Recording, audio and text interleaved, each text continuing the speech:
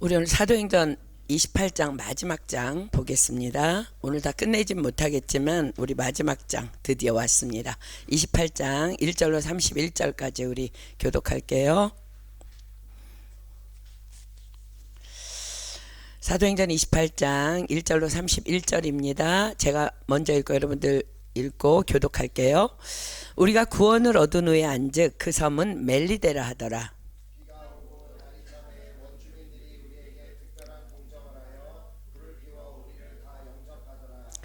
바울이 한 나무를 거두어 불에 넣으니 뜨거움을 인하여 독사가 나와 그 손을 물고 있는지라.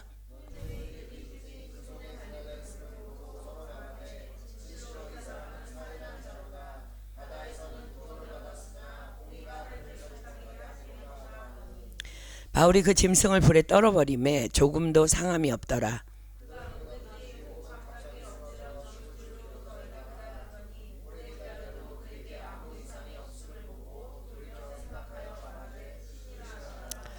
이 섬에 제일 높은 사람 보블리오라 하는 이가 그 근처에 토지가 있는지라.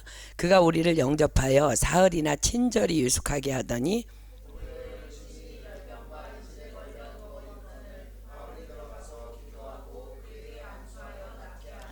이러므로 섬 가운데 다른 병든 사람들이 와서 고침을 받고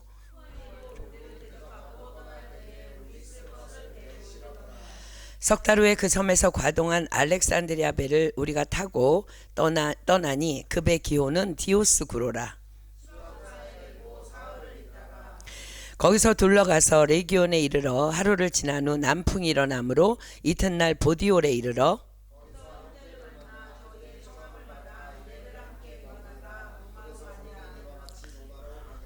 거기 형제들이 우리 소식을 듣고 아비오 저자와 삼관까지 맞으러 오니 바울이 저희를 보고 하나님께 살해하고 담대한 마음을 얻으니라.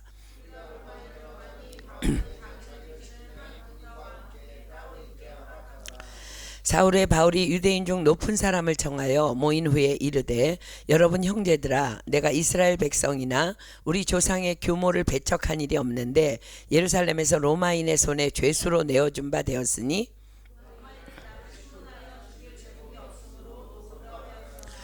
유대인들이 반대하기로 내가 마지못하여 가이사에게 호소하며 내 민족을 송사하려는 것이 아니로라.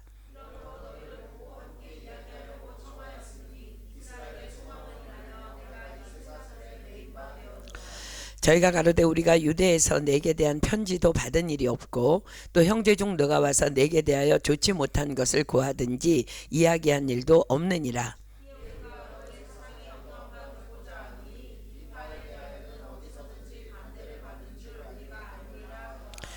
저희가 일자를 정하고 그의 우거하는 집에 많이 오니 바울이 아침부터 저녁까지 강론하여 하나님 나라를 증거하고 모세의 율법과 선지자의 말을 가지고 예수의 일로 권하더라. 서로 맞지 아니하여 흩어질 때에 바울이 한 말로 일러 가로되 성령이 선지자 이사야로 너희 조상들에게 말씀하신 것이 옳도다.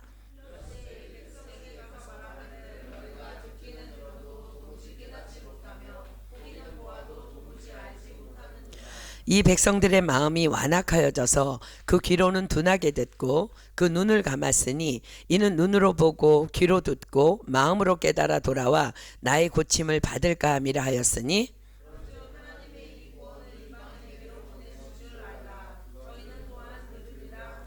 바울이 온 이태를 자기 셋집에 요하며 자기에게 오는 사람을 다 영접하고 담대히 하나님 나라를 전파하며 주 예수 그리스도께 관한 것을 가르치되 그 많은 사람이 없었더라. 아멘. 우리가 한 3주 정도 지났지만 자 이제 여러분 기억하십시오. 자 드디어 이제 온갖 풍파 끝에 바울과 알렉산드리아의 배에 타였던 276명은 배가 다 파손되었음에도 불구하고 바울의 선포대로 한 섬에 상륙하여 다 구원을 받게 됩니다. 오늘이 이제 말씀의 시작인데 자 그 과정을 한 번 더 기억하며 돌아봤으면 좋겠습니다. 바울과 제수들을 태운 배가 출항한 지 얼마 되지 않은 시돈에서부터 바람의 거스림을 받아 어렵게 무라성에 도착하죠. 그러나 바울과 죄수들의 호송을 맡은 백부장은 그 무라성에서 이탈리아로 가는 알렉산드리아 배를 만나자 곧 그들을 다시 태웁니다. 이제 배는 더 심한 바람으로 인해 고생하다가 간신히 미항에 도착합니다. 기도의 사람, 성령의 사람 바울이 비록 죄수의 몸이지만 그들을 향해 권고합니다. 지금 풍세를 보니 행선이 너무 위태합니다. 내가 보니 이번 행선이 하물과 배만 아니라 우리의 생명에도 타격과 많은 손해가 있을 것입니다. 그러나 선정과 선주는 아직은 때가 괜찮으니 우리 조금만 더 갑시다. 곧 베닉스라는 큰 도시에 이를 것이니까 우리 그곳에서 겨울을 납시다 라고 주장합니다. 그러자 백부장이 어떻게 했다고요? 성경이 기록하죠. 27장 11절 백부장이 선장과 선주의 말을 바울의 말보다 더 믿더라. 그렇게 출항을 강행했지만 바울의 말대로 얼마 못 가서 유라굴로라는 광풍이 대작합니다. 광풍이 뭐라고요? 미칠 광자, 미친 바람입니다. 자, 사랑하는 여러분, 다시 한 번 더 여러분들에게 질문합니다. 여러분들이 지금 나아가고 있는 그 인생의 항로에서 누구의 말을 더 신뢰하며 의지하며 나아가고 있습니까? 전문가의 말입니까? 아니면 다수의 말입니까? 혹은 세상이 흐르는 대로 풍조입니까? 사랑하는 여러분, 세상이 나를 미련하다 손가락질하여도 다만 말씀만 신뢰하십시오. 기도의 사람, 성령의 사람을 신뢰하십시오. 아멘. 자, 구약성경 역대하에 보면은요, 유다 여호사밧 왕 때에 나라에 큰 전쟁이 일어납니다. 그러자 여호사밧 왕이요, 백성들을 향해서 이렇게 선포합니다. 역대하 20장 20절로 한번 가볼까요? 역대하 20장 20절입니다. 구약성경 역대하 20장 20절. 이에 백성들이 일찍 일어나서 드고와 들로 나가니라. 나갈 때에 여호사밧이 서서 가로되, 왕이 이제 백성들에게 말합니다. 유다와 예루살렘 거민들아, 내 말을 들을지어다. 너희는 너희 하나님 여호와를 신뢰하라. 그리하면 견고히 서리라. 그 선지자를 신뢰하라. 그리하면 형통하리라. 아멘. 지금 큰 전쟁 앞에서 유다왕 여호사밧이 뭐라 그랬다고요? 두 가지를 말합니다. 너희는 하나님 여호와를 신뢰하라. 그럼 너희들이 견고히 설 것이야. 그리고 그 선지자를 신뢰하라. 그리하면 형통할 것이라고 말합니다. 그렇게 왕의 말에 순종한 그들은요, 그 큰 전쟁에서 큰 승리를 거두게 됩니다. 그러나 오늘 본문에는 바울의 말을 무시하고 항해를 감행했던 그들은요, 곧 광풍 유라굴로를 만나서 죽음의 지경까지 이르게 됩니다. 이제 그들의 힘으로 할 수 있는 것은 아무것도 없습니다. 다만 광풍이 몰아치는 대로 솟았다가 거꾸로 트림을 당했다, 그렇게 죽도록 광풍에 쫓겨갈 뿐입니다. 시편 107편이 이 상황을 이렇게 잘 묘사하고 있습니다. 시편 107편 25절로 27절입니다. 시편 107편 25절로 27절. 구약성경 시편 107편 25절로 27절입니다. 여호와께서 명하신즉 광풍이 일어나서 바다 물결을 일으키는도다. 저희가 하늘에 올라갔다가 깊은 곳에 내리니 그 위험을 인하여 그 영혼이 녹는도다. 저희가 이리저리 구르며 취한 자같이 비틀거리니 지각이 혼돈하도다. 지금 그들이 이 상태가 된 거예요. 그러나 그 광풍 속에서 믿음의 사람, 성령의 사람 바울은 엎드려 기도합니다. 주여 보시옵소서. 이들 중에 구원받은 자 아무도 없습니다. 누가와 아리스다고, 그리고 나에겐 영생이 있어 죽음도 유익하지만 이들은 어찌하시렵니까? 주여 이들을 불쌍히 여겨 주십시오. 우리가 믿음의 사람, 성령의 사람 곁에 딱 붙어 있어야 할 이유이기도 합니다. 왜요? 믿음의 사람, 성령의 사람 옆에 있으면요, 당연히 나를 위해서 중보해 주기 때문에 그렇습니다. 바울은 그렇게 부르짖는 기도 중에 하나님의 천사의 방문을 받았다 그랬죠. 그리고 그 응답을 가지고 광풍 가운데 서서 그들에게 담대히 말합니다. 여러분이요 내 말을 듣고 글에 대해서 떠나지 아니하여 이 타격과 손상을 면하였다면 좋을 뻔하였느니라. 내가 너희를 권하노니 이제는 안심하라. 너희 중 생명에는 아무 손상이 없겠고 오직 배뿐이라. 나의 속한 바 곧 나의 섬기는 하나님의 사자가 어젯밤에 내 곁에 서서 말하되 바울아 두려워 말라. 내가 가이사 앞에 서야 하겠고 또 하나님께서 너와 함께 행선하는 자를 다 내게 주셨다 하셨으니 그러므로 여러분이여 안심하라. 나는 내게 말씀하신 그대로 되리라고 하나님을 믿노라. 그러나 우리가 한 섬에 걸리리라. 자, 이제 이 배의 리더가 선주와 선장에서 사도 바울로 옮겨집니다. 왜요? 왜일까? 이 행선은 위험하다고 여러 번 권고했던 바울의 말대로 그들은 지금 죽음의 위기 앞에 있었고 또 그 어떤 구원의 여망도 남아있지 않았기 때문에 그들을 향해 바울은 안심하라고 죽지 않을 것이라고 내가 믿는 하나님께서 말씀하셨고 나는 내게 말씀하신 그대로 되리라고 하나님을 믿는다고 자신 있게 선포하고 있기 때문에 그들은 이제 바울의 말을 신뢰하기 시작합니다. 드디어 이제 그들은 바울의 말에 귀를 기울이기 시작한 것입니다. 우리 아무도 죽지 않는데 지금 뭐 광풍이 몰아쳐서 배는 거의 뒤집힐 지경인데 바울의 이 말에 그들 안에 소망이 들어와요. 우리 아무도 죽지 않는데 저 바울의 하나님이 말씀하셨대. 이 말이 그들 모두에게 얼마나 큰 소망이 되었을까. 여호사밧 왕이 말했듯이 너희는 여호와를 신뢰하라. 선지자의 말을 신뢰하라. 그래야만 형통하리라. 그 말씀이 그들 안에 박힌 거예요. 자, 그러나 사랑하는 여러분, 우리가 기억해야 할 게 또 하나 있죠. 약속을 받았다고 지금 당장 그 말씀이 성취되는 것이 아니라는 것입니다. 그렇습니다. 그들은 분명 사도 바울을 통해 여러분 안심하십시오. 여러분 중 아무도 죽지 않을 것입니다. 라는 약속을 분명히 받았지만 그러나 그들이 탄 배는 여전히 유라굴로 광풍으로 인해 밤낮 며칠간 14일간 미항에서부터 멜리데 섬까지 약 800km를 표류합니다. 보통 일이 아니죠, 그죠? 사랑하는 여러분, 기도의 응답을 받았음에도 분명한 하나님의 약속의 말씀을 받았음에도 여전히 아무런 조짐도 없이 그저 배가 표류하듯 문제 안에 머물러 있습니까? 이것이 바로 응답 후에도 14일간을 광풍 가운데 표류한 14라는 숫자의 영적 의미입니다. 자, 다시 14는 하나님의 완전수 7 더하기 또 하나님의 완전수 7을 더한 수예요. 자, 보십시오. 우리가 아까 찬양했듯이 하나님은 완전하십니다. 믿으십니까? 아멘. 그래서 하나님은요, 약속하신 것은 반드시 이루십니다. 이것이 하나의 7이에요. 하나님의 완전수 7이야. 그런데 그 하나님의 약속하심의 응답은요, 나의 때가 아니라 하나님의 때에 응답하신다는 것. 이것이 또 하나의 하나님의 완전수인 7인 것입니다. 그러므로 우리는 반드시 이 약속의 응답을 받기 위해 반드시 이 시험을 통과해야 합니다. 그것은 바로 오래 참음의 인내라는 시험입니다. 자, 야고보서 1장 12절입니다.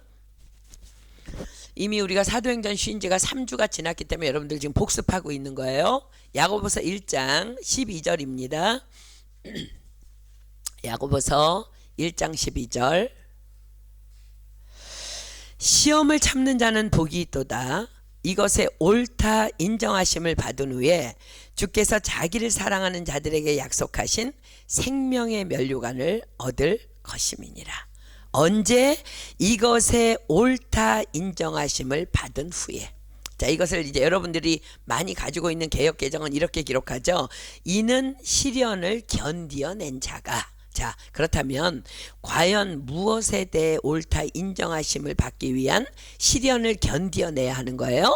그렇습니다.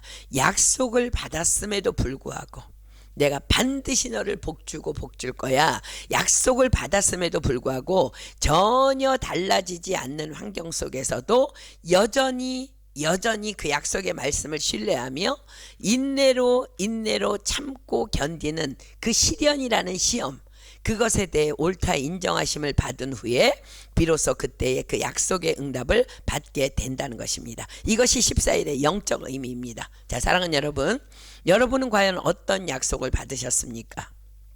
그러나 그럼에도 불구하고 전혀 응답의 기미는커녕 더 나빠지는 것 같은 환경을 바라보며 혹 절망하고 있지는 않습니까? 그러나 그럼에도 불구하고 주님의 약속을 굳게 믿고 절망 중에라도, 우리 절망할 수 있어요.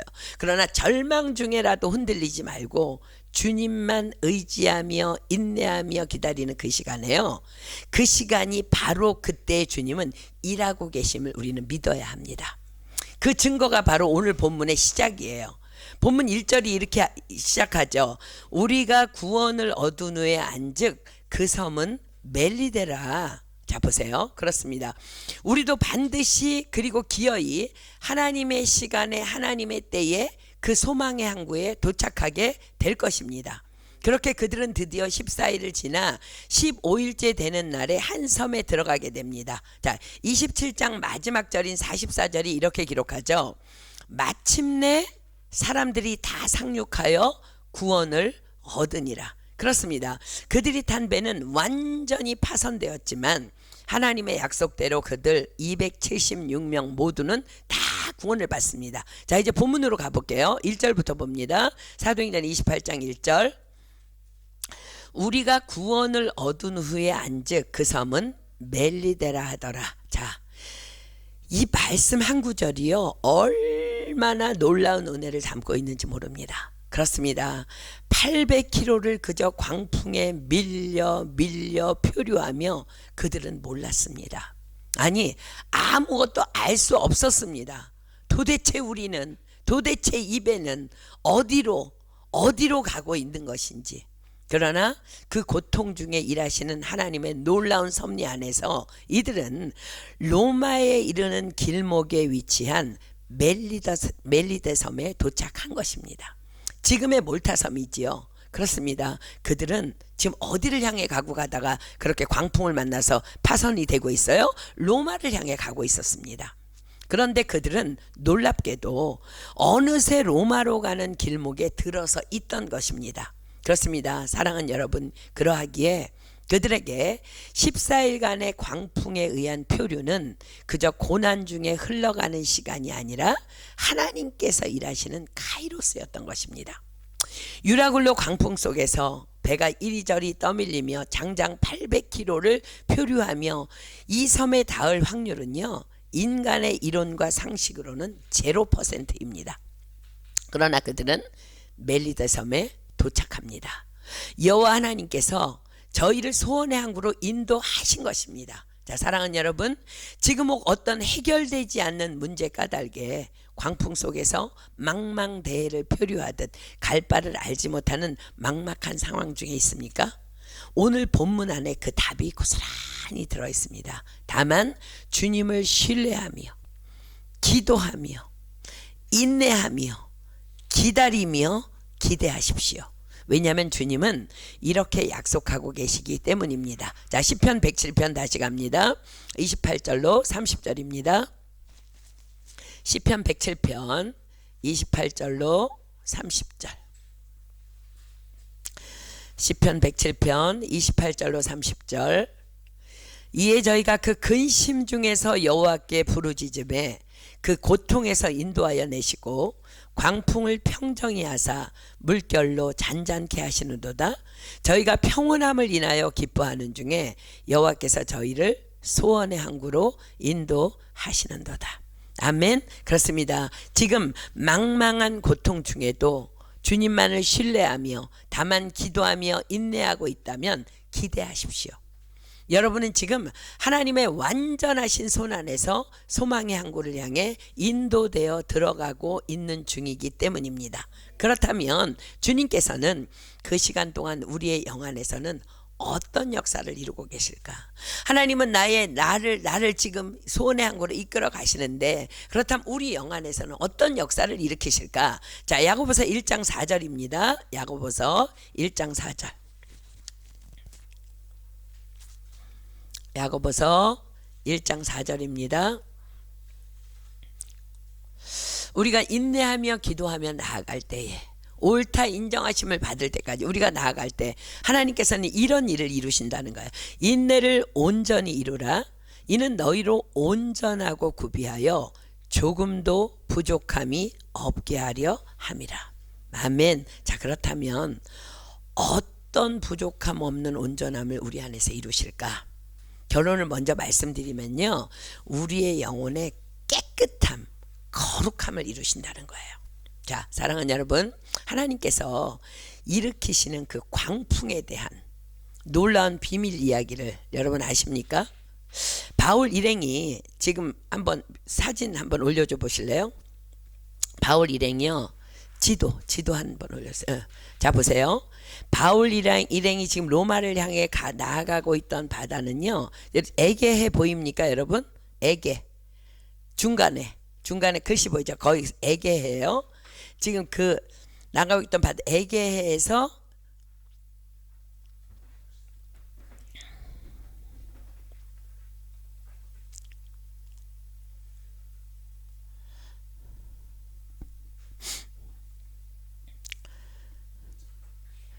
여러분 지중해 보이죠? 지중해 밑에 보세요. 바울 일행이 지금 로마를 향해 나아가고 있던 바다는요, 에게해에서 지중해로 이어지는 너무 황홀할 정도로 아름다운 바다입니다. 그러나 그보다 더 아름다운 광경은요, 수심 깊은 바다 속에 있다고 합니다. 이 에게해의 지금 평균 수심은요 약 350m고 또 지중해의 평균 수심은요 약 1500m라고 합니다. 그런데요, 더 놀라운 것은 최대 수심이 에게해가 3500m, 그리고 지중해의 최대 수심은 약 5200m나 된다고 합니다. 그런데요, 그 중에 가장 깊은 수심은 지금 에게해하고 지중해로 이어지는 그곳에 이제 이어지는 곳에 자리 잡고 있는데, 너무 더 놀라운 것은 그 수심 수천 미터 아래에 심해어들이 살고 있다는 거예요. 물고기들이. 자, 그렇다면 여러분들 한번 생각해 보세요. 그곳 깊은 바다 밑에 사는 심해어들은 산소를 어떻게 공급받을까? 바로 그것이 폭풍이랍니다. 허리케인, 쓰나미, 유라굴로 광풍 같은 것들이 와서요, 바다를 확, 광풍이면 미친 바람이잖아요. 그냥 확 뒤집어 놓을 때에 심해어들이 산소를 공급받고 숨을 쉰다는 거예요. 그런데 이 심해어들이 산소를 공급받고 호흡하며 사는 것이 우리에게도 너무 중요한 것은, 이 심해어들이 산소를 공급받지 못하고 다 죽으면요, 바다 제일 밑에서부터 이렇게 생태계가 파괴되기 시작한다는 거예요. 그럼 바다 전체가 썩어버린다는 거예요. 바다가 파괴되면 당연히 육지도 살지 못한다는 거예요. 당연히 살지 못하죠. 그러니까 근본적으로 말하자면요, 우리가 생각하는 고통 같은, 고난 같은, 혹은 저주 같은 그 폭풍이 바다 전체에 생명력을 주는 축복의 근원이라는 거야. 그리고 또 적조를 거두어 간다는 거야. 적조가 뭐예요? 적조가 뭔지 알죠? 바닷물이 부패되면은요, 물고기들과 어패류들과 크게 이제 해를 입어서 다 죽어서 둥둥 떠다니는 거야. 그런 걸 적조라고 그래요. 그렇습니다. 여러분 보세요. 우리 인생이든 나라든 폭풍이 올 때에 하나님의 사람은요, 그것을 영적으로 볼 줄 알아야 한다는 거예요. 하나님께서 무언가를 거두어 가실 때는요, 무언가를 새로운 걸 주시겠구나. 전쟁의 폭풍, 전염병의 폭풍, 불경기의 폭풍, 지금은 독감의 폭풍까지 끊임없이 우리 주위를 강타하고 있습니다. 질병의 폭풍도 있고, 관계의 폭풍도 있고, 재정의 폭풍도 있고, 자녀의 폭풍도 있고, 여러 가지 문제의 폭풍들이 있어요. 그러나 사랑하는 여러분, 하나님의 사람이라면 두려워해서는 안 됩니다. 놀라서도 안 된다는 거예요. 마음을 강하게 하고 담대히 하십시오. 우리 하나님이 곁에 살아서 역사하고 계십니다. 그것은 우리로 숨쉬게 하기 위함이라는 거야. 우리로 호흡하게 하기 위함이라는 거야. 그리고 새로운 것들을, 더 좋은 것들을 준비하여 주시기 위함이라는 거야. 무엇보다도 우리가 하나님의 축복을 받을 만한 깨끗한 그릇으로 준비되도록 우리의 영의 거룩을 빚어가고 계신 것이라는 겁니다. 폭풍 속에서 무언가를 여러분들 잃었습니까? 그러나 하나님은 우리 곁에 계십니다. 또 다른 것을 준비하고 계십니다. 또 다른 더 좋은 것을 준비하고 계시다는 거예요. 사랑하는 여러분, 여러분들도 크고 작은 폭풍 다 만나봤죠? 어때요? 폭풍 만나면 두렵기도 하고 떨리기도 하고 걱정되기도 하고 막막하고 마음이 진정이 안 되기도 하고 뭐 이런 경험들 다 있잖아, 그죠? 이런 것들이 다 폭풍입니다. 이런 것들이 다 우리 영에 몰아치는 유라굴로입니다. 그러나 그때 우리 영이 비로소 깨어나기 시작한다는 거예요. 5,000m가 넘는 바닷속 깊은 곳을 강타하고 뒤집어서 그곳 생물들에게 산소를 공급하여 살아나고 깨어나게 하듯이 우리 영의 수심 깊은 곳에 교묘히 숨어있던 나태함들, 악들, 나도 나를 몰라. 하나님 말씀하셨죠. 사람의 사정을 사람도 모른다 그랬어. 나도 내가 모르는 그 내 영 깊은 곳에 숨어있는, 그래서 나로 숨쉬지 못하게 하는 그런 악들, 나태함들이 광풍으로 인해 살아나게 하여 주시기 위해서 주님께서는 우리에게 고난이라는 광풍을 허락하여 주시는 것입니다. 참으로 놀랍지 않습니까? 왜 지중해와 에게해는 이 아름다운 곳이 겨울이 되면 항해가 중단되어져야만 할 만큼의 광풍인 유라굴로가 그렇게 매일 대작할까? 저도 사도행전을 연구하면서 의문이었어요. 그러나 하나님은 그 시간에 시메어들에게 산소를 공급하심으로 우리 모두를 살리시기 위한 새 계절을 준비하고 계셨던 것입니다. 그러므로 사랑하는 여러분, 고난 중에 기뻐하십시오. 그 고난을 통해 나의 교만의 세포가 다 숨어있던 교만의 세포가 다 드러나서 죽고 겸손의 세포가 끊임없이 살아나게 될 것이기 때문에 그렇습니다. 아멘. 자, 그 증거가 오늘 본문에 펼쳐집니다. 다시 본문으로 갈게요. 본문 1절. 우리가 구원을 얻은 후에 안즉 그 섬은 멜리데라 하더라. 지금 이제 멜리데는요 지금의 몰타 섬인데, 이 멜리데라는 말은요 가나안 족속들의 언어래요. 근데 그 뜻이 피난처라는 거예요. 우리 좋아하는 찬양이죠.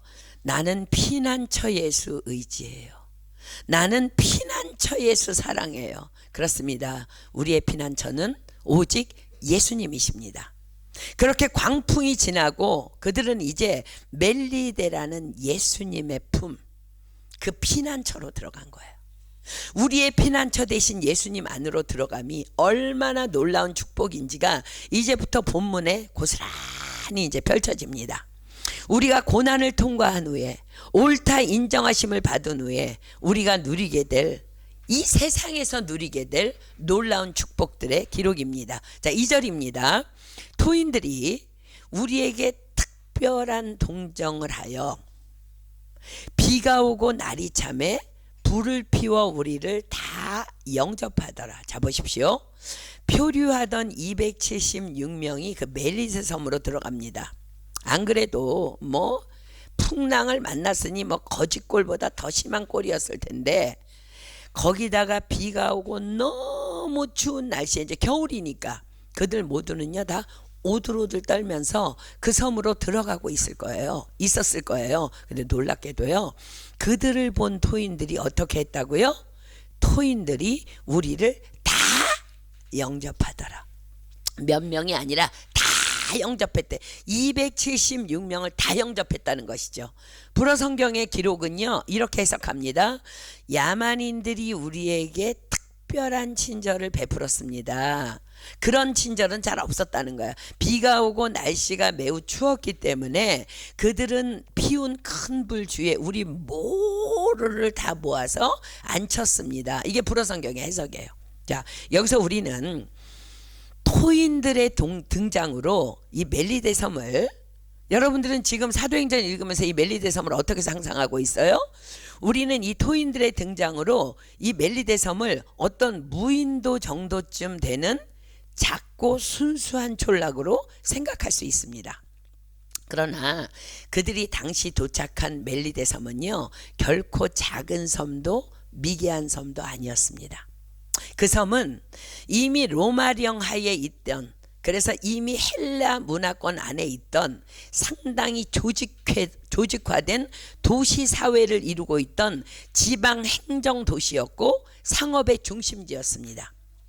그러했기 때문에 멜리데 섬에는요, 외부 방문객이나 상선 선원들, 그리고 상업차 방문하는 등 상당히 많은 유동 인구가 있었던 도시였습니다. 그 증거가 어디서 발견돼요? 우리 본문 11절 먼저 쭉 내려가 볼까요?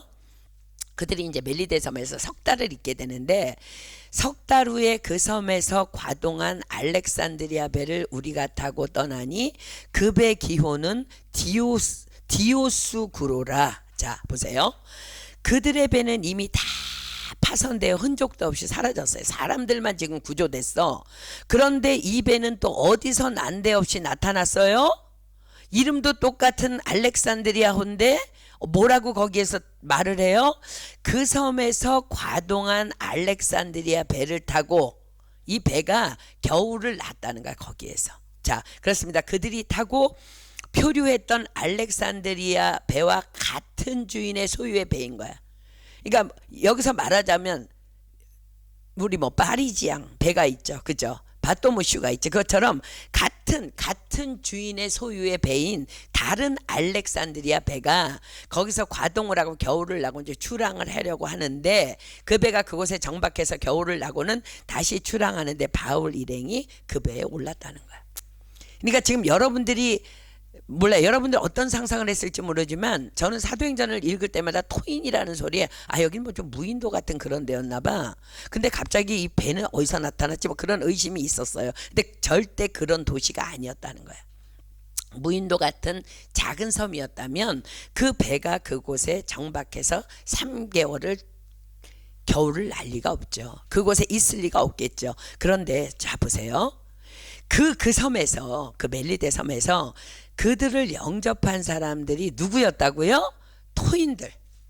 자, 여기서 토인들이란 지금 그 로마령으로 헬라 문화권이 쫙 퍼져 있는 그 세련된 도시에, 그럼에도 불구하고 헬라 문화권 밖에 있던 멜리데 섬의 원주민들을 지금 얘기하는 거야. 그러니까 원주민들은 다 살아있는 거야, 그죠? 그렇다면 그들은 왜 이 많은 표류민들을 동정하며 영접했을까? 한두 명도 아니고 276명을 잡으세요. 그것은 그들의 토속신앙 안에서 비롯된 그들의 믿음 때문이었습니다. 자, 본문 4절이 그것을 증명하죠. 본문 4절 보세요. 사도 바울이 아까 우리 본문 읽었잖아. 독사가 물었잖아, 그지? 그랬더니 뭐라 그래요? 진실로 이 사람은 살인한 자로다. 바다에서는 구원을 얻었으나 공의가 살지 못하게 하심이로다 라고 얘기해요. 자, 보세요. 토속신앙의 특징은 산, 바다, 바람, 비, 나무, 동물, 뭐 모든 자연, 모든 것에 영이 있다고 믿습니다. 그래서 그들은 자연과의 조화를 이루는 것이 매우 중요한데, 지금 보니까 이 바울 일행이요, 그들이 탔던 배는 다 파손되고 흔적이 없는데 사람이 다 살아난 것을 보고, 이들은 바다신이 살린 사람들이니까 우리가 잘 영접해야 할 사람들이야. 그래야 우리도 바다신의 축복을 받을 수 있다는 그 믿음 때문이었습니다. 자, 그런데 갑자기 바울이 독사에게 물리자 그들은 또 이제 헷갈렸죠. 헷갈리는 거야. 그러나 사랑하는 여러분, 짐승의 혼과 인생의 영은 다 누구의 손에 있다고요? 그렇습니다. 오직 주님 손 안에 있습니다. 그들이 뭐 토속신앙을 가졌든 어쨌든 상관없이 그들 토인들을 만나게 하신 분도 하나님이시요, 영접하게 하신 분도 하나님이신 것입니다. 이것이 바로 본문 1절이 기록하고 있는 우리가 구원을 얻은 후에 안즉 그 섬은 멜리데라 하더라. 그 섬은 예수 그리스도의 피난처더라 라는 그 영적 의미를 담고 있는 거예요. 그렇습니다. 바울 일행이 다 피난처 대신 예수님의 품 안으로 들어간 것입니다. 그렇습니다. 그들이 들어간 섬도 지금 우리가 살고 있는 이기적인 세상과 동일한 세상 속이었습니다. 그러나 그 험악한 세상 속에서 그 속에서도 피난처 되시는 예수님의 품은 그 가운데에서도 그토록 구별되는 것입니다. 그렇습니다. 우리도 다 험한 세상 속에 살고 있어요. 그죠? 그래서 우리가 어려움에 처해서 누군가의 도움이 필요할 때 세상은 거들떠 보지도 않고 오히려 우리를 피하지만 우리의 피난처 대신 예수님 안으로 들어간 예수 품에서 살아가는 자들에게는요, 토인들이 사도 바울 일행을 도운 것처럼 때론 악인들을 들어서라도, 아니 하다못해 돌들로라도, 돌을 들어서라도 우리의 도움이 되도록 주께서 역사하여 주시는 것입니다. 자, 그렇다면 우리는 그 피난처 되신 주님의 품 안에서 과연 어떻게 살아가야 할까? 그렇습니다. 우린 그 안에서도 더 오직 믿음으로만 살아가야 하는 것입니다. 왜냐하면 그것만이 우리의 죽을 때까지의 사명이기 때문에 그렇습니다. 오늘 사도 바울이 그 믿음의 삶을 우리에게 보여줍니다. 샘플을 보여주는데, 토인들의 특별 동정으로 이제 바울 일행은 이제 그들이 피워준 불가에 모여서 불을 쬐고 있었어요. 여러분, 섬에 겨울이고 비 오면 얼마나 추울까. 근데 그들이 특별한 동정으로 사람들을 모아놓고 불을 피워준 거야. 그러다 이제 아마도 불을 더 지피기 위해서 바울이 나무 한 무더기를 불에 넣었나 봅니다. 본문 3절입니다. 바울이 한 문 나무를 거두어 불에 넣으니 뜨거움을 인하여 독사가 나와 그 손을 물고 있는지라. 그런데 그 나무 사이에 있던 독사가 불의 뜨거움으로 나와서 바울을 뭅니다. 그 물고 있는 독사를 보며 토인들이 말하죠. 4절입니다. 토인들이 이 짐승이 그 손에 달림을 보고 서로 말하되 진실로 이 사람은 살인한 자로다. 바다에서는 구원을 얻었으나 공의가 살지 못하게 하심이로다 하더니. 자, 토인들의 토속신앙은요, 모든 자연과의 조화가 근간을 이루고 있다고 했죠. 처음에 그들은 바다 신이 살리신 너무도 귀한 사람들이라고 믿었기 때문에 그들 모두를 다 영접하였습니다. 그런데 보니 독사가 바울을 물고 있는 거예요. 자, 자연과의 조화가 깨진 거죠. 그죠? 이들은요, 죄가 없으면은 독사도 건드리지 않는다고 믿는 토속신앙을 가진 자들이야. 그러자 뭐라고 서로 말해요. 야, 저 사람 지금 로마로 호송 중인 죄수라고 하더니 분명한 살인자로구나. 어쩌다가 바다에서는 구원을 받았을지 모르지만 역시 공의가 저 사람을 살지 못하게 하는구나 라는 결론을 내려요. 이런 인과응보의 사상, 즉 반드시 언제든 죗값은 치르게 된다는 것이 이 인과응보의 사상이 또한 그들이 믿고 있는 토속신앙의 핵심 사상이기도 했습니다. 그러나 우리가 본문에서 봤듯이 반전이 일어나죠. 5절입니다. 바울이 그 짐승을 불에 떨어버린 후에 조금도 상함이 없더라. 마치 바울이요, 그냥 손에 묻은 먼지를 털어버리듯이 독사를 그냥 아무렇지도 않게 떨어버렸다는 거예요. 자, 사랑하는 여러분, 이것이 바로 믿음으로 사는 삶입니다. 제발 호들갑 떨지 마십시오. 우리 야긴이가요, 잊지 못하는 작은 아빠에 대한 에피소드가 있는데요. 지난 여름에 이제 두우덩산장에서 TD 중에 야긴이가 샤워를 하는데 왕따시만한 왕벌 같은 것이 욕실에 있더래요. 그래서 너무 놀라서 이제 같은 방을 사용하고 있던 이제 작은 아빠를 불렀는데 왜 하고 문을 열더니 그 벌레를 보고 왁 소리치면서 그냥 문을 닫아버렸다는 거야. 난리치는 소리에 할아버지가 오셔서 잡으셨다는데 벌레가 크긴 컸대요. 우리 야기는 지금도 말해. 엊그제도 차 타고 말하더라. 야, 작은 아빠 진짜 너무해.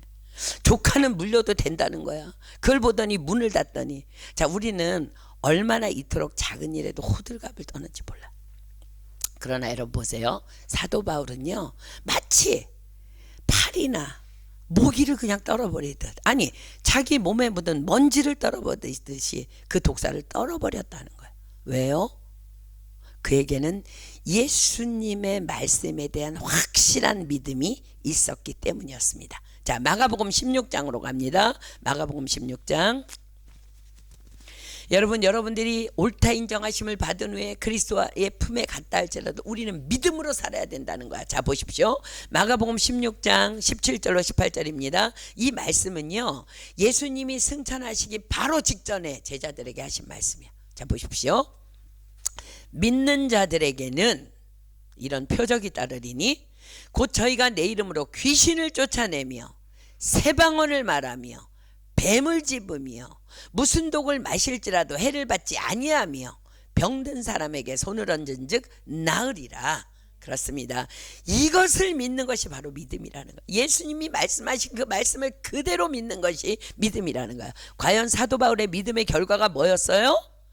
바울이 그 짐승을 불에 떨어뜨림에 조금도 상함이 없더라.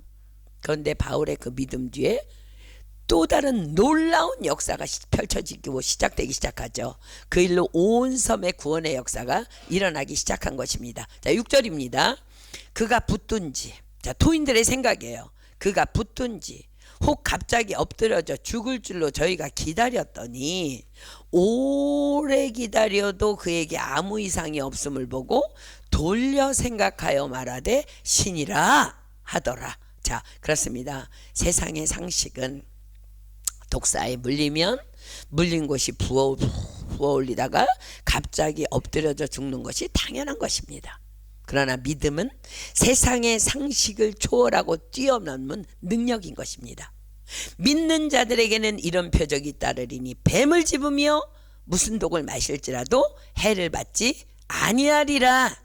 이제 토인들은요, 오래 기다려도, 그래도 올해는 기다려봤어. 오래 기다려도 바울에게 아무 이상이 없음을 보고 완전히 생각을 돌려서 이렇게 말합니다. 신이다, 신. 그리고 바울 한 사람의 이 믿음이 온 섬을 주 예수 그리스도의 복음으로 덮기 시작합니다. 자, 7절입니다. 이 섬의 제일 높은 사람, 자기네 그 토인들 중에 이제 제일 높은 사람이겠죠. 보블리오라 하는 이가 그 근처에 토지가 있는지라 그가 우리를 영접하여 사흘이나 친절히 유숙하게 하더니, 자, 이제 그들은 그 섬에서 제일 높은 사람인 보블리오라는 사람의 집으로 다 함께 들어가서 이제 대접을 받게 됩니다. 저 보세요. 얼마나 집이 컸으면 이들이 다 들어갔을까? 다 성경에 보면 곳곳에 다 영접했더니 다 들어갔을까? 이런 큰 집에서 많은 사람들을 주 예수 그리스도의 이름으로 마음껏 대접하는 것, 저의 꿈입니다. 여러분들 시계 중보 부탁드립니다. 제 꿈이에요. 제 꿈이 지금 여기서 펼쳐지고 있는 거야. 자, 보세요. 8절. 보블리오의 부친이 열병과 이질에 걸려 누웠거늘 바울이 들어가서 기도하고 그에게 안수하여 낫게 하며 믿는 자들에게 이런 표적이 따르리니 병든 사람에게 손을 얹은 즉 나으리라. 아멘. 여러분 보세요. 이게 바울의 능력입니까? 그렇지 않습니다. 믿는 자들에게 임하시는 성령님의 능력인 것입니다.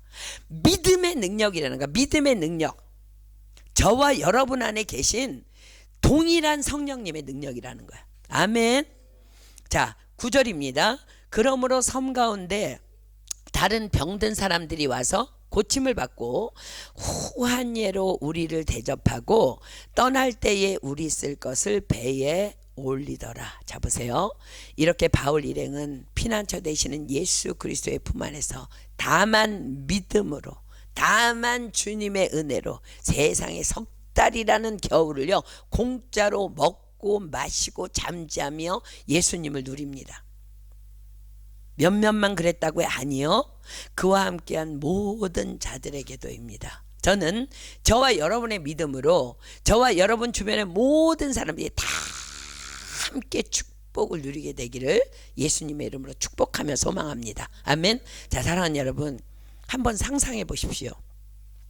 이 말씀이 지금 너무 중요한 게 왜 중요하냐면 파선된 배에서 살아난 276명의 영혼 한번 생각해 보세요. 여러분, 그 273명일 수도 있네. 그죠? 276명은 사도 바울까지 포함이니까, 누가도 포함이고 아리스다고도 포함이니까, 그들이 멜리데 섬에 상륙할 때까지 과연 몇 명의 사람이 진짜로 거듭난 영혼의 구원을 받았을까?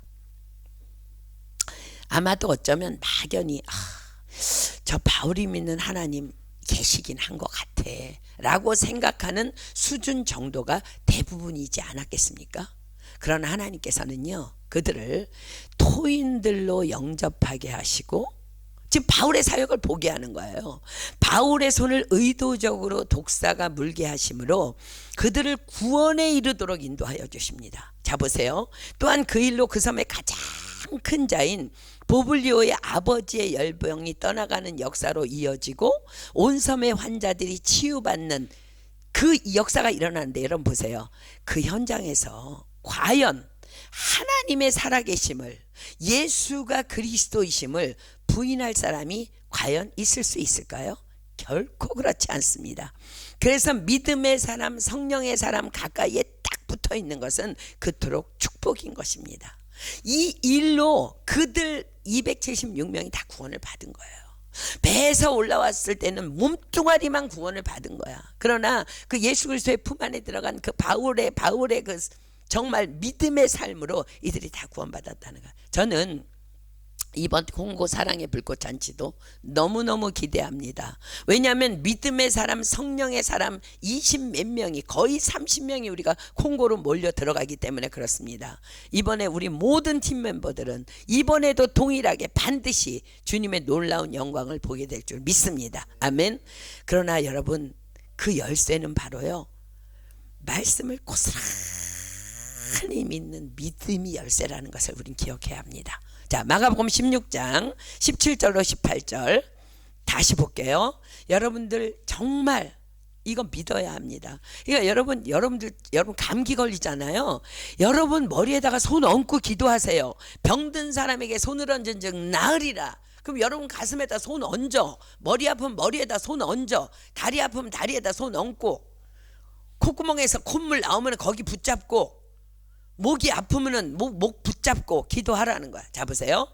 믿는 자들에게는 이런 표적이 따르니, 따라간다고 우리가 아니요, 따라오는 거. 우린 믿기만 하면 돼. 내가 이 말씀을 믿으면 따르리니 곧 저희가 내 이름으로 귀신을 쫓아내며 새 방언을 말하며. 여러분, 귀신이니까 설명 안 할게요. 새 방언은 뭐냐면은요, 랄랄랄라 새로운 방언도 맞지만 다른 사람을 살리는 창조적이고 진취적이고 긍정적인 언어를 얘기하는 거예요. 성령이 임하고 이 말씀을 믿으면요, 독하게 말하고 삐지게 말하고 성질 부리던 사람들이 새 방언으로 말한다. 새 방언으로. 그 다음에 뱀을 집으며, 아, 이게 사단이 하는 짓이구나. 뱀을 집으며 무슨 독을 마실지라도 해를 받지 아니하며. 오늘 사도 바울이 증명하죠. 병든 사람에게 손을 얹은 즉 나으리라. 그렇다면 과연 이 믿음은 과연 어떻게 가능해요? 주님이 말씀하십니다. 마가복음 9장 29절 핍니다. 마가복음 9장 29절. 오늘 여러분들 이 말씀 붙잡아야 돼요. 그래야 믿음의 삶을 살 수 있어요. 우리가 광풍을 만났을 때 주님이 우리를 소망의 항구로 인도하신다 할지라도 우리는 거기서도 여전히 영적 싸움을 싸워야 된다는 거. 마가복음 9장 29절입니다. 이르시되 기도 외에 다른 것으로는 이런 유가 나갈 수 없느니라. 아멘. 이런 유가 뭐가 나가야 돼? 우리의 불신앙. 아이, 선교사님한테 기도해 달라 그래야 되겠다. 불신앙이야, 불신앙. 물론 여러분들이 교회에 왔을 때 선교사님이나 목사님한테 기도해 달라 그러면 어떤 효과가 있어요? 2사람 이상이 내 이름으로 합심하여 기도하면 하늘에서 무엇이든지 이루어 주리라. 그 좋은 믿음이에요. 그런데 집에서 아프면 목 붙잡고 눈 붙잡고 코 붙잡고 다리 붙잡고 기도하세요. 그런데 그게 어디에서 이 믿음이 나온다고? 기도 외에 다른 것으로는 이런 유가 나갈 수 없느니라. 여러분의 불신앙은 기도하지 않으면 나가지 않아요. 날마다 기도하는 자에게 믿음의 역사가 들어오고 기도의 응답의 역사가 들어오고, 날마다 카이로스로 사는 자들에게 카이로스가 임하는 거예요. 아멘. 그렇습니다. 그래서 우리는 오늘도 나의 믿음을 위해서 기도하고 또 기도해야 하는 것입니다. 언제까지? 우리의 그 믿음이 주님께 옳다 인정하심을 받을 때까지. 아멘. 여러분이 알잖아, 내가 믿음이 있는지 없는지. 더 기도해야 되는 거야. 더 기도해야 된다는 거야. 자, 말씀 정리합니다. 오늘 여기까지만 하고 다음 주에 이제 이어서 할게요. 오늘 우리는 다시 한번 더 고난에 대해서, 내 삶에 오는 고난과 풍랑에 대해서 묵상했으면 좋겠습니다. 우리 기억합시다. 애개의 수심 깊은 곳에 살고 있는 심해어들은요, 바다가 뒤집어질 정도의 강풍이 불어야 산소를 공급받고 살아간다고 합니다. 만약 광풍이 없다면 그 애개의 아름다운 심해어들은요 다 죽을 것이며 그로 인해 생태계는 파괴될 것이라 하십니다. 우리의 영혼도 그러합니다. 광풍이 불어야 깨어 산소가 들어오고 숨을 쉴 수 있음을 우린 기억해야 하는 거예요. 광풍이 불어야 우리 세포 구석구석에 거룩이 들어가 우리가 살아나는 것입니다. 그래서 고난은 무조건 축복인 것입니다. 광풍이 끝나고 드디어 멜리데 섬으로 들어가지만 사도 바울은 다시 뱀에 물리는 다른 광풍 앞에 서게 됩니다. 그러나 왜라고요? 하나님께서 또 다른 놀라운 새 것을 준비하고 계신 하나님의 축복이 고스란히 그 안에 담겨 있기 때문입니다. 그래서요, 믿음의 사람, 성령의 사람들은요, 다른 사람 보기에 고난인데 고난이 아니라는 거예요.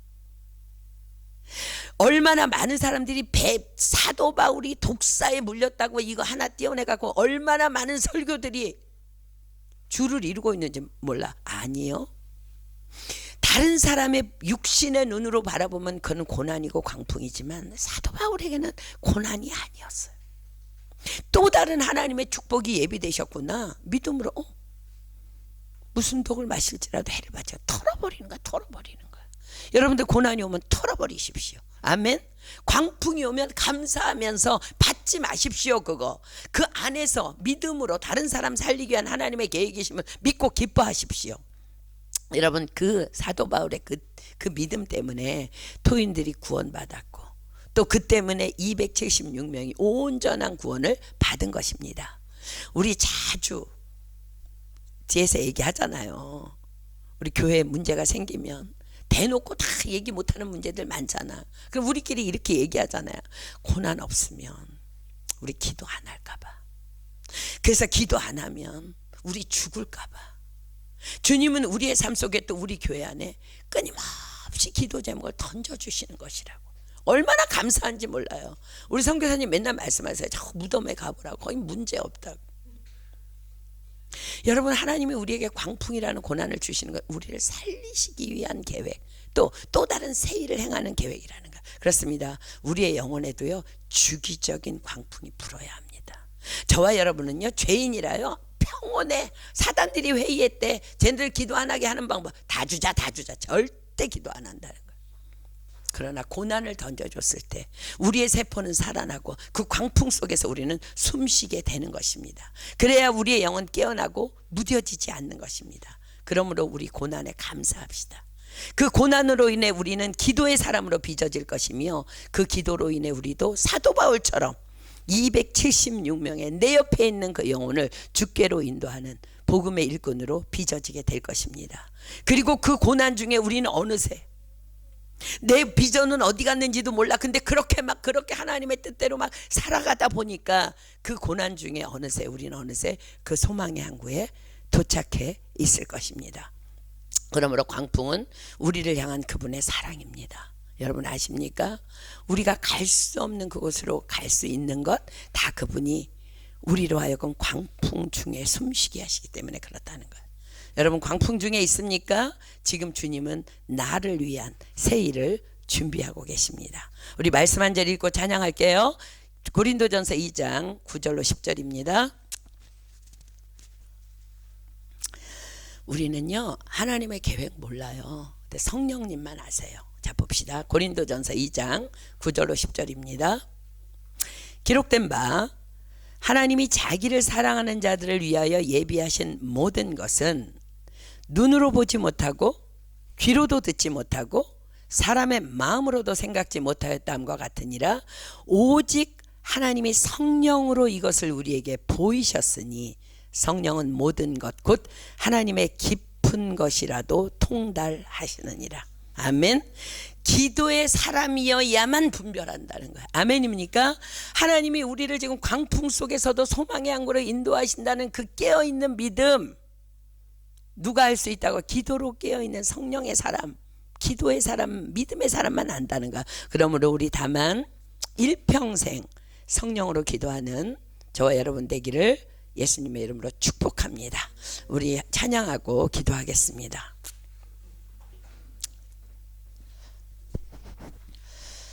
고난도 사랑이고 질병도 사랑이고 다 사랑이에요. 근데 오늘 우리가 부를 이 찬양에는요, 이렇게 고백해요. 주 사랑이 나를 숨쉬게. 세상 그 어떤 어려움 속에도 주 은혜로 나를 돌보시며 세상 끝날까지 나를 지켜주시네. 이 믿음의 고백이 저와 여러분의 일평생의 고백이 되기를 예수님의 이름으로 축복합니다. 찬양합니다.